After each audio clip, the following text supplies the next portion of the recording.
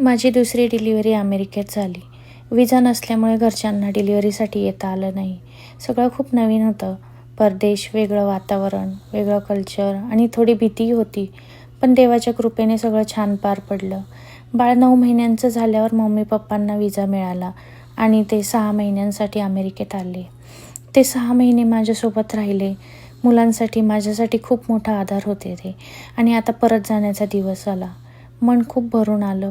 पण या आठवणी माझ्यासोबत राहतील आणि मला अजून मजबूत बनवतील. लाईफ परदेशात असली तरी आपले लोक सोबत असले की सगळं सोपं वाटतं.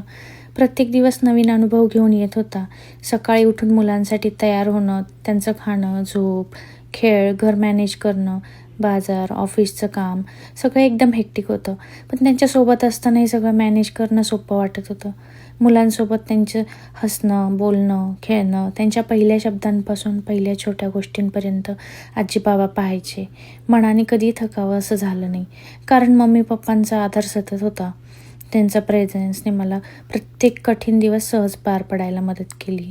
त्या 6 महिन्यांचा प्रवास खूप छान होता. त्यांचं प्रेम आणि आठवणी अमूल्य आहेत. माझ्या मुलांसाठी आणि माझ्यासाठी हा वेळ कधी विसरता येणार नाही. आणि एक गोष्ट निश्चित, प्रेम आणि साथ असली की जगात सगळंच मॅनेज होऊ शकतं. आणि हो, ही फक्त ट्रिप नव्हती, आयुष्यभराच्या आठवणी होत्या. दूर आहात पण मनात कायम आहात. Miss you. चला पुन्हा भेटूयात. बाय.